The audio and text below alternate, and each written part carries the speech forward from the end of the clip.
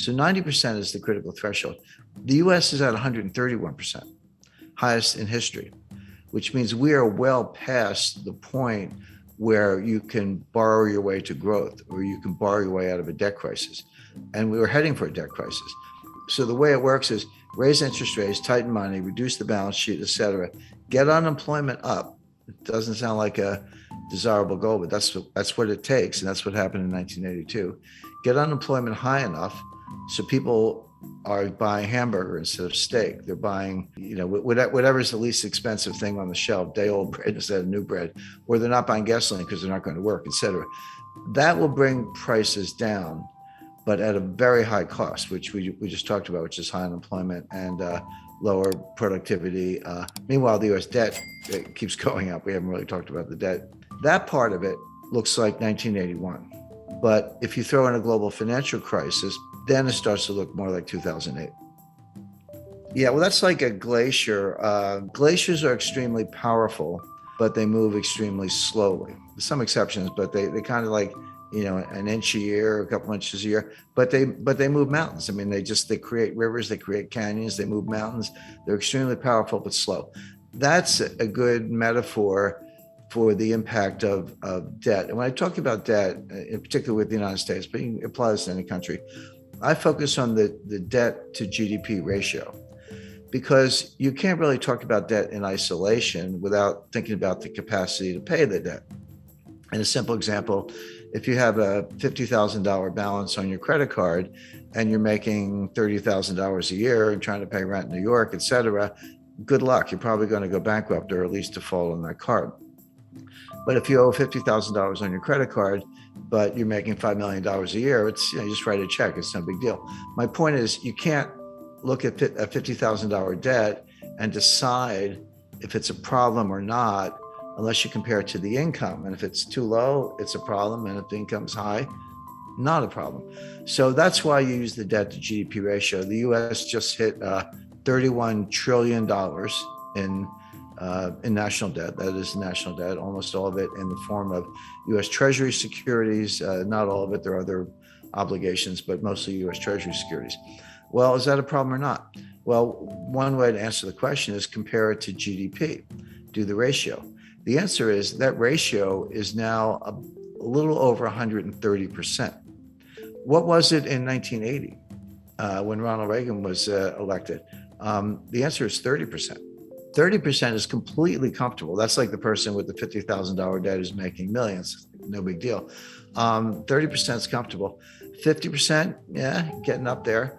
Angela Merkel and all her years in Germany, and there's a lot of research to back this up, says that 60% was the limit. And that's what the Maastricht Treaty that created the European Union and the European Central Bank, that was their goal. They said, don't go over 60%. If you do, you're expected to take measures, raise taxes or reduce debt or reduce spending, do something to get that back down under 60%. If you say, what's the critical threshold where, water turns to steam, or, water turns to ice, or something changes in such a way that it's not the same. It's radically different, but it happens very quickly. The best research says the answer is 90%. And this comes out of, Ken Rogoff at Harvard, also Carmen Reinhart, who's now the chief economist at the World Bank. But they've looked at hundreds of cases over hundreds of years. And I like that because it's not just, kind of cherry picking data. Developed economies, developing economies, economies that issue debt in their own currencies, ones that issue debt in other currencies, principally US dollars, et cetera. So, a wide variety of case studies. And they show that when your debt to GDP ratio goes over 90%, your multiplier of additional debt goes below 1. So just to put that in context, at 30%, if I borrow $1 and spend $1, I might get $1.30 of growth. Assuming you spend it wisely, that's a big condition. But you borrow $1 and spend $1 and get $1.30 of growth. Okay, the debt was productive if you put it to good use. But that $1.30 gets smaller and smaller. As you get closer to 90%, it goes to $1.20, $1.10, $1.05. Past 90%, roughly, You borrow a dollar and you spend a dollar and you only get 95 cents of growth. You don't get your dollar back in terms of GDP. And then 90% and 85%, et cetera. So 90% is the critical threshold. The US is at 131%, highest in history, which means we are well past the point where you can borrow your way to growth or you can borrow your way out of a debt crisis. And we were heading for a debt crisis. Now, Stephanie Kelton, she's the big brain of modern monetary theory. She's a professor at State University of New York. She says it doesn't matter. That they always point to Japan. Japan is at 280%, way past any member of the peer group. China's probably higher. China's a little more opaque because they are, but also they don't have as much national debt. If you look at the national debt to GDP, it's modest, but they have an enormous amount of provincial debt, and the banking system is owned by the government or controlled by the government. So when you throw in the bank debt, the state-owned enterprises, the provincial debt, and the government, so that's the real national debt. Stephanie Kelton says it doesn't matter because you're borrowing in your own currency. So if you're Argentine and you borrow in dollars and you print pesos, how are you going to pay the dollars back unless you have huge trade surpluses, which they don't? So they just default. Argentina is a serial defaulter, and everyone expects that. If you borrow in dollars and you print dollars, which the United States does, they're like, "What's the problem? Just print the dollars and pay the money back." Well, that's true. If you print dollars, there's no reason to default on dollar debt because you actually can print the money and buy the bonds. But it doesn't mean nothing else bad happens. What about inflation or hyperinflation? What about the foreign exchange rate? The exchange rate can collapse. And these modern monetary theorists show very little understanding of the international aspects. They treat the US like a closed economy, which it's not. I mean, if it were a closed economy and we didn't have to worry about trade deficits, trade surpluses, capital flows, exchange rates, foreign credit, China owning $1 trillion of U.S. Treasury securities, which they do. If you didn't have to worry about any of that, I think they'd probably still be wrong, but they'd have a better case. But you do.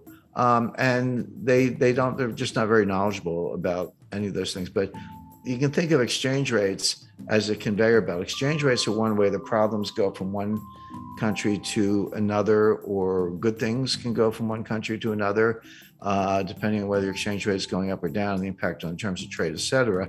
But they completely ignore all that. They also ignore the role of commercial banks. They just look at the Treasury and the Fed and look at money supply, but like kind of M0, but don't understand how commercial banks create M1 and they do their own thing. They're not on as short a leash as they seem to think. But if you read Stephanie Kelton's book, The Deficit Myth, she says, well, we don't really need a bond market, U.S. bond market. We only have a bond market as a favor to investors because it gives them a place to put their money. But why have, he said, you have government spending. So the Treasury borrows money by issuing bonds, and then the Fed monetizes the bonds by buying the bonds. And that gives the Treasury the money to pay the bills, et cetera. She says, do away with all that. Just give the Fed, wire instructions for Lockheed. And if you need 5 F-35 fighter jets, order them and just send the money right to Lockheed. Why do you need a bond market? I mean, she actually says that. So, okay, legally, that might be possible, but to suggest that you can do that without consequences is nonsense. And then you say, what about inflation? Their view is as long as there's excess capacity and unmet needs, et cetera, you're not going to have inflation because there's a lot of slack in the economy. That's a legitimate debate. But they say when inflation happens, raise taxes. And then, by the way, they also say you don't need a tax system because if you can just print the money, why do you have to collect taxes? And their answer is, we collect taxes to redistribute income. Okay, well, at least they're honest. I mean, that's kind of socialist model, but they're honest about it. But it's important to bear in mind that Stephanie was the principal economic advisor to Bernie Sanders in 2016 and 2020. And Bernie Sanders today is the chairman of the Senate Budget Committee, controls the purse strings. So coming out of Congress, and Biden's kind of a cipher. He's barely aware of his own existence. So Sanders is in a powerful position, and she's she's the Bernie whisperer, so to speak, who's behind all this. So if you ask the typical member of Congress, can you define modern monetary theory? They'll look at you funny. They've either never heard of it or they certainly don't know what it means, MMT, But they're acting in accordance with modern monetary theory. Whether they know it or not doesn't matter. The actual behavior of the Congress, and again, just go back to COVID 2020, because we talked about the debt to GDP ratio. So in around May or June 2020, Trump put through a $2 trillion COVID relief package, and that was when the Paycheck Protection Plan, that was $800 billion, and everyone got the $1,200 check, et cetera, et cetera.